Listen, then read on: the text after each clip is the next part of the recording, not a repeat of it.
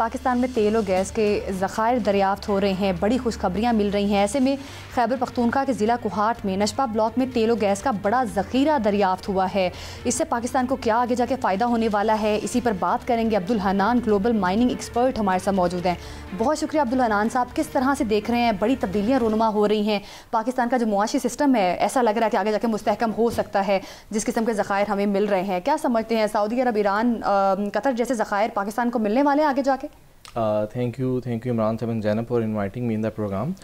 پاکستان کا جو oil and gas sector اور یہ جو ریسنٹ ڈسکوری ہماری ہوئی ہے نشپا بلاک میں، آپ کو بتاتا چلوں یہ بلاک ڈسکور ہوا تھا 2009 میں، اور ہمارا کوہاٹ اور پوٹوار کا جو ایریا ہے یہ پاکستان کا ندرن بیلٹ میں ایک ایسے ایریا جہاں پہ تقریباً ڈرلنگ 150 سال پرانی ہے، اس کی جو ہسٹری ہے وہ یہاں پہ ہے۔ اور نشپا بلاک میں جو پہلے ڈسکوری تھی وہ تقریباً 13 ویل ہو چکے ہیں، جس میں سے 10 ٹارگیٹڈ تھے۔ یہ جو ایک خاص ڈسکوری اس کی ریزن ہے کہ بیسیکلی جو راکس ہوتی ہیں اوپر والی راکس ینگر ہے، نیچے والی اولڈر راکس ہیں، تو ایک خاص راک ہے ٹرائیسک پیٹرولیم سسٹم جس کو ہم کنگریالی فارمیشن کہتے ہیں، تو اس میں ایک بڑی اچھی لیڈ ڈسکوری ہے جو کہ آنے والے دور میں، کیونکہ اس نشپا بلاک کے ساتھ ہمارے پاس مرم زئی ہے، مامی کھیل ہے، اس کے ایسٹ میں او جی ڈی سی ایل کے بلاک ہیں، ساؤتھ میں ماڑی انرجیز کے بلاک ہیں، تو ایک بڑا اچھا اس نے ایک چیپٹر اوپن کیا ہے ٹرائیسک پیٹرولیم سسٹم کا۔ کیونکہ میں خود آئل اینڈ گیس ایکسپرٹ بھی ہوں، تو ہم لوگ جب فیلڈ میں جاتے ہیں تو ہم ان چیزوں کو سرچ آؤٹ کر رہے ہوتے ہیں۔ تو کالا باغ کے ساتھ جو سرگر رینج ہلز ہیں وہاں پہ سرفس کے اس کے بڑے اچھے پراسپیکٹس ہیں، تو یہ جو ایک ڈسکوری آئی ہے ٹرائیسک پیٹرولیم سسٹم کی، اور اس میں تقریباً 2200 بیرل آئل پر ڈے اور 5.6 million cubic feet of gas, تو یہ ایک ہمارے نیشنل گریڈ میں ایک چیپٹر اوپن اپ کرے گا۔ اور یہ میرے خیال 13واں یا 14واں ویل ہے نشپا بلاک کا جو کہ ڈسکوری دے رہا ہے، اس سے پہلے اور لیئرز نے پروڈکشن سٹیٹس دیے تھے۔ اچھا سر، یہ ٹیکنیکلی تو عبدالحنان صاحب آپ نے سارا کچھ بڑے اچھے طریقے سے سمجھا دیا، لیکن میں یا عام ہمارے ناظرین آسان زبان میں یہ سمجھنا چاہتے ہیں کہ یہ جو ذخائر آئیں گے تو اس سے ملک کی کتنی ضرورت پوری ہوگی؟ کیا ہمارا درآمدی بل کم ہوگا؟ کیا تیل اور گیس یہاں سستی ہوگی؟ اس طرح سے بتائیں ذرا کہ ملک کو اس انداز میں کتنا فائدہ ہوگا۔ بالکل، ہماری جو عمران صاحب جو نیشنل ڈیلی ریکوائرمنٹ ہے وہ تو ابھی ہم میٹ نہیں کر سکتے، کیونکہ اس میں پاکستان بیسیکلی بتاتا چلوں کہ ہم گیس پرون کنٹری ہیں۔ ہمارے پاس تقریباً کوئی 68 to 70% گیس کے ذخائر ہیں اور 30% آئل کے ذخائر ہیں۔ اب یہ جو فیلڈ ہے اس میں گیس بھی ہے، آئل بھی ہے، کچھ بہت سی فیلڈ ہوتی ہیں جو گیس پرون ہوتی ہیں، جیسے سوئی کا ایریا ہے وہ صرف گیس پروڈیوس کرتا ہے۔ تو فیوچر میں ان چیزوں کو میٹ کرنے کے لیے تو ہم نے یہ وہ ایریاز ہے جہاں پہ تقریباً بہت پرانی ایکسپلوریشن ہو رہی ہے، تو ہمیں آنے والے وقت میں نئے ایریاز میں جانا ہے۔ اور جیسا ہم نے لاسٹ ٹائم ڈسکس کیا تھا، جو آف شور ہے یہ ایک ایسا پورٹ فولیو ہے جو کہ نئے چیلنجز کو اوپن اپ کرے گا۔ تو ہماری کمپنیز جو اسٹیٹ آن کمپنیز ہیں، O G D C, Mari energy, P P L, P U L, یہ مسلسل لگے ہوئے ہیں کہ کون سے ایسے ایریاز ہیں، اور کچھ ہمارا ایریا آپ کو بتاتا چلوں جو انڈیا کے ساتھ ہے، راجستھان کے ایریا، ہمارے پاس ریگستان ہے، اس کے ساتھ انڈیا کے ایریا جس کو ہم کہتے ہیں تھر پارکر، وہاں پہ کچھ فیلڈز ہیں جو کہ اس سسٹم میں پروموٹ ہائیڈرو کاربنز کو نکال رہی ہیں۔ تو ہماری کچھ کمپنیز اس انڈس پلیٹ فارم کو، یہ ایک ایسا ایریا جو کہ اس کو پراپر اسٹڈی نہیں کیا گیا، تو ایک پوٹینشیل ایریا یہ ہے، دوسرا پوٹینشیل ایریا آف شور کا ہے، اور تیسرا پوٹینشیل ایریا آپ نے سنا ہوگا کچھ عرصے سے کوہاٹ میں، کرک میں بہت زیادہ ایکسپلوریشن ہو رہی ہے۔ تو ابھی وہ جو ہمارا وزیرستان کا علاقہ ہے اس میں کے پی او جی ڈی سی ایل، او جی ڈی سی ایل کے کچھ بلاک ہیں، اور او جی ڈی سی ایل نے 2 سال پہلے ولی ایسٹ میں ایک ڈسکوری کی تھی۔ تو کمپنیز ان ایریاز میں لگی ہوئی ہیں سلو اینڈ ٹائڈی، لیکن اس وقت جو سب سے بڑی نیڈ ہے پاکستان کو وہ آف شور کی ہے، کیونکہ آف شور ایک ایسا ایسٹ ہے جو بہت سے سسٹمز کو اوپن اپ کر سکتا ہے۔ اچھا سر، لیکن اس سے متعلقہ کیونکہ زینب بات ہے سر، یہ مجھے سوئی ناردرن گیس کے انتہائی سینئر جو آفیسر ہیں ان سے میری ڈسکشن ہو رہی تھی، تو انہوں نے بتایا کہ کوہاٹ اور کرک میں جو گیس کے ذخائر دریافت ہوئے ہیں ان کی جو کوالٹی ہے وہ سوئی کے مقام پہ جو گیس ہے اس سے کہیں بہتر ہے۔ وہ ٹیکنیکلی بتا رہے تھے کہ وہاں پہ اگر ایک مثال ہے کہ ہمیں 10 یونٹ میں جتنی گیس ملتی ہے اتنی یہاں پہ 3 یونٹ میں ہمیں وہ مقصد حل ہو جاتا ہے۔ کیا واقعی ایسا ہے؟ اس میں عمران صاحب 2 چیزیں ہوتی ہیں۔ گیس کے یونٹ ہے جس کو ہم بی ٹی یو کہتے ہیں، ہم جنرلی کہتے ہیں جس کا بی ٹی یو 450 یا 460 پلس ہے وہ اچھی گیس ہے، ٹھیک ہے۔ دوسری چیز میٹر کرتی ہے گیس کی کوانٹٹی کتنی ہے۔ دیکھیں جب انڈسٹری انویسٹ کرتی ہے، آج کل تقریباً انٹرنیشنل مارکیٹ میں جو پر فٹ ڈرلنگ ریٹ ہے $2 سے $2.5 لاکھ USD ہے، سو ابھی یہ جو خاص یہ والا ویل ہوا ہے یہ تقریباً 16,000 فیٹ ڈیپتھ پہ جا کے ڈرل ہوا ہے. یہ بہت مہنگی کاسٹ ہے. تو کمپنیز ہمیشہ پہلے یہ دیکھتی ہیں اس کی کوانٹٹی کتنی ہے. اور جو سوئی کا ایریا ہے وہ بیسیکلی اس میں تقریباً 110 ویل ڈرل کیے تھے PPL نے اب تک. اور وہاں پہ جتنا ہم ڈیپ جائیں گے تو اس میں کچھ ادر گیسز آ جاتی ہیں. اور آپ کے پروگرام کے توسط سے بتاتا جاؤں کہ بیسیکلی جب ادر گیسز آتی ہیں جس میں امونیا آ جاتی ہے, نائٹروجن آ جاتی ہے, تو جو بڑی کمپنیز ہیں وہ ان کو ڈسٹلڈ کر کے اس کو ایک سیکنڈ اسٹریٹجی مارکیٹ میں سیل کرتے ہیں. سو کرک میں جو کرک کا ایریا ہمارا کرک ہے, پھر مرمزئی ہے, کوہاٹ کے ایریا ہے, یہ ہمارے پاس دنیا میں مشکل ترین ایریا ہے ڈرلنگ کا, جس کو ہم گلوبلی دیکھیں تو, کیونکہ یہاں پہ سب سرفس جو ہے وہ پلین ایریا نہیں ہے. تو چیلنجز ہیں, اور لیکن فیوچر میں there could be a bigger chance of exploration بہت بڑا چیلنج ہے عمران صاحب. لیکن ابھی ریسنٹ جو خبریں مل رہی ہیں کہ امریکہ نے ریکو ڈیک پروجیکٹ کے لیے $1.2 ارب کی مالی معاونت کی منظوری دے دی ہے. کیا سمجھتے ہیں اس مالی معاونت سے ریکو ڈیک پروجیکٹ کو کیا فائدہ ہوگا؟ یہ بھی کہا جا رہا ہے کہ بلوچستان میں نوکریاں ملیں گی لوگوں کو, تو اس ڈیولپمنٹ کے حوالے سے بھی ہمیں کچھ بتائیے. اس میں دیکھیں جی, میں تو اس چیز کو بڑا پازیٹیو لیتا ہوں. $1.5 بلین ہم سارے سنتے آ رہے ہیں کہ وہ $72-74 بلین کے کیش فلو سٹارٹ ہوگا. مائننگ ایک ایزی ٹاسک نہیں ہے. مائننگ کے بہت سے میں خود جانتا ہوں بہت سی ہرڈلز ہوتی ہیں. سب سے بڑا کام ڈرلنگ ہے.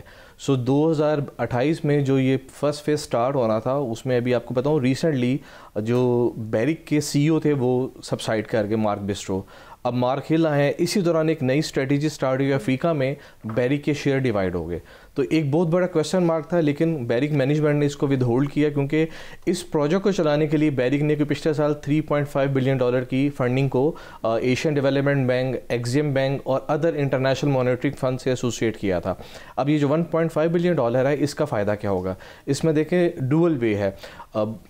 بہت سی امریکن کمپنیز پاکستان میں آئیں گے, اور پاکستان میں جو چیز سمجھتا ہوں میں, ہمیں ہیوی مشینری کی ضرورت ہے. ہمارے جو اسٹیٹ آن گورنمنٹ ادارے ہیں ان کو, جس کو ہم عام زبان میں کہتے ہیں, ان کو فیسیلیٹیٹ کیا جائے ٹیکنالوجی میں, ٹریننگ میں اور ہیوی مشینری میں. کیونکہ مائننگ سائیکل کا کیش فلو تب سٹارٹ ہوتا ہے جب ہم پروڈکشن فیز میں آتے ہیں, اور پروڈکشن فیز میں آنے کے لیے ہم نے جو اپنے ریسورسز کو ڈاکومنٹ کیا ہوتا ہے اس کو اچیو کرنا ہوتا ہے, کیونکہ اس میں ڈفرینٹ لوگوں کی انویسٹمنٹس ہوتی ہیں, ان کے شیئرز ہوتے ہیں.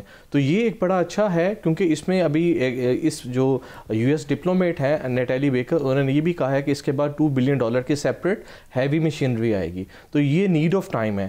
لیکن اس میں جو لوکل لوگوں کا کنسرن ہے, دیکھیں ہمیں جو ہمارا پروونس ہے, جو لوکل کمیونٹی, اس کو اگنور نہیں کرنا چاہیے. ٹرسٹ ایشوز ہیں, سیٹلمنٹ ایشوز ہیں. عبدالرحمان صاحب, بات یہ ہے کہ یہ تو سب کچھ ہو جائے گا, لیکن یہ بتائیں کہ کیا 7500 لوگوں کو نوکریاں ملیں گی یا نہیں؟ ہاں, یہ ایک اچھا کویسچن ہے. ابھی تک جتنا میں جانتا ہوں بلوچستان کی جو ایون ہم بات کرتے ہیں یونیورسٹی سے, یونیورسٹی آف بلوچستان میں ڈپارٹمنٹ آف جیولوجی ہے, سینٹر آف ایکسیلنس ہے, بیوٹیم یونیورسٹی ہے, یہ تینوں ادارے مائننگ اور جیولوجی پروفیشنلز کے ہیں. اس کے علاوہ مینجمنٹ سائنسز کے لوگ ہیں. تو بیری گولڈ نے پچھلے 5-7 سالوں میں جس کو ہم CSR کہتے ہیں, سوشل کارپوریٹ رسپانسبلٹی کے تحت بہت سے لوگوں کو ٹرین کیا.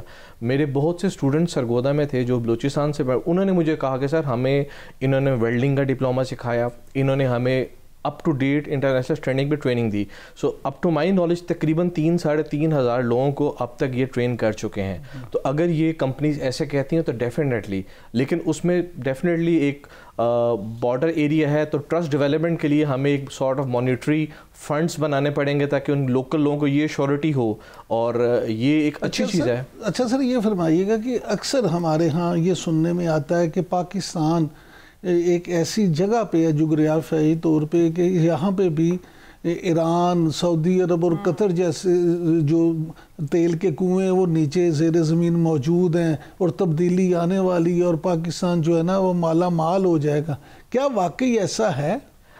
ایک تو ہمیں بتایا جاتا تھا کہ پاکستان اور ایران کا ایک ایسا جیو پولیٹیکل ایسٹ تھا. عمران صاحب, ایران میں جو آئل نکل رہا ہے وہ پاکستان ایران بارڈر سے کچھ 700 کلومیٹر ویسٹ میں ہے, ٹھیک ہے, اور وہ تافتان زگروس ماؤنٹین ایریا ہے وہاں سے نکل رہا ہے. پاکستان کا جو ایران کے ساتھ بارڈر ہے یہ بالکل ایک قسم کی والکینک راکس ہے, یہاں پہ تو ہائیڈرو کاربنز ہو نہیں سکتے. یہ ایک جسٹ پولیٹیکل ڈیوائڈ ہے. لیکن پاکستان میں بلوچستان کا ایک ایریا ہے جس میں خاران بیسن ہے, اور ابھی اسی مکران کے ساؤتھ میں ماڑی انرجی نے کوئی 16 بلاک की हैं, और ये एक पोटेंशियल रिस्क एरिया है। चीज़ें हो सकती हैं, लेकिन ईरान की जो अपनी जियोलॉजी है वो पाकिस्तान से डिफरेंट है, ठीक है। तो इसमें ऐसा ये चीज़ नहीं कि हमारा कोई उनसे एग्रीमेंट हुआ है, क्योंकि ईरान में जो हाइड्रोकार्बन दिख रहे हैं वो हमारे पाकिस्तान ईरान बॉर्डर से तकरीबन 700 किलोमीटर दूर निकल रहे हैं। लेकिन यहाँ पे जो एरियाज़ फ्यूचर में हो सकते हैं, खरान के एरिया है, वाशूक का साउथ के एरिया, और जो हमारा मकरान ऑफ शोर है, ये एक ऐसा एरिया जहाँ पे फ्यूचर में ड्रिलिंग टारगेट। अच्छा सर, ये जो यहाँ पे इन्वेस्टमेंट की बात हो रही है, और ये हमें जो खुशखबरियाँ सुनाई जा रही हैं पिछले चंद सालों से कि ह्यूज इन्वेस्टमेंट आ रही है, उसमें माइंस एंड मिनरल्स ख़ास तौर पे उनका बड़ा जिक्र होता है। कभी पिंक सॉल्ट को लेके बात होती है, कभी मुख्तलिफ तरह की मिनरल्स की बात होती है। तो SIFC भी इस पे बहुत काम कर रही है। अब ये हकीकत है कि ये जो शोबा है, इसमें ऐसे नहीं होता कि फ़ोटो कापी की तरह इधर से कागज़ डाले और उधर से निकाल दे। ये टाइम टेकिंग है। लेकिन आप क्या समझते हैं कि कितनी देर तक, यानी साल, 2 साल, 3 साल, 4 साल, कितने अरसे में आप समझते हैं कि वाकई ही हमें इसके मुस्बत नताइज मिलना शुरू हो जाएंगे और पाकिस्तान जो है वो तरक्की की मंजिल पे चल पड़ेगा? इसमें इमरान साहब 3 पॉइंट्स हैं जो कि मैं अक्सर कोट करता हूँ। तो पहली चीज़ तो ये है कि हमारे जो लायबल डिपार्टमेंट, जिनको माइंस एंड मिनरल्स डिपार्टमेंट कहते हैं, प्रोविंशियल डिपार्टमेंट है, इनको अपग्रेड करना चाहिए। दूसरा, पहले ये था पाकिस्तान में 18 अमेंडमेंट के बाद जो हमारी मिनरल्स हैं वो प्रोविंशियल कमोडिटीज़ हैं, तो जब भी फॉरेन इन्वेस्टमेंट आती थी तो उनको डेटाबेस नहीं मिलता था, पता ही नहीं है कि हमने लीज़ कैसे लेनी है। सो SIFC का जो रोल था वो ये था कि वो तमाम चीज़ों को एक सिंगल वन विंडो ऑपरेशन में ले आए। और दूसरा, पाकिस्तान का एक डिजिटल डेटाबेस बन रहा है, KP ने बना लिया है, बलूचिस्तान गवर्नमेंट भी लगी हुई है। लेकिन मैं अक्सर कहता हूँ कि ये MOU होने से तरक्की नहीं होती। असल तरक्की तब होती जब हम चीज़ों को इम्प्लीमेंट करवाते हैं। हमें गवर्नमेंट को बेसिकली चाहिए जो माइंस एंड मिनरल्स के डिपार्टमेंट है उनको फैसिलिटेट किया जाए। और कुछ ऑस्ट्रेलियन फर्म्स हैं जो कि मेरे नॉलेज में है, they are coming to Pakistan government to government level पे, क्योंकि ऑस्ट्रेलिया माइनिंग में उनकी तकरीबन 100 साल पुरानी हिस्ट्री है। क्योंकि उनके जो हम मॉडल को देखते हैं तो वो बेसिकली अपने इंफ्रास्ट्रक्चर डेवलपमेंट को, अपने प्रोफेशनल्स को ट्रेन करते हैं। क्योंकि जब इन्वेस्टमेंट आती है, आप जानती हैं ज़ैनब के जितने भी इन्वेस्टर आएंगे उसको हम एक सिंपल रिपोर्ट नहीं दे सकते। वो ये कहेगा अगर मैंने $500 मिलियन इन्वेस्ट करने हैं तो आपका डेटाबेस क्या है। तो हमारी जो स्टडीज़ हैं वो इंटरनेशनल स्टैंडर्ड पे होंगी तो वो आएंगे, अदरवाइज तो इंटरनली रिफॉर्म्स करनी चाहिए, ताकि जो माइनिंग है उसमें कैश फ्लो तभी आएगा जब हम प्रॉपर रिफॉर्म्स करेंगे।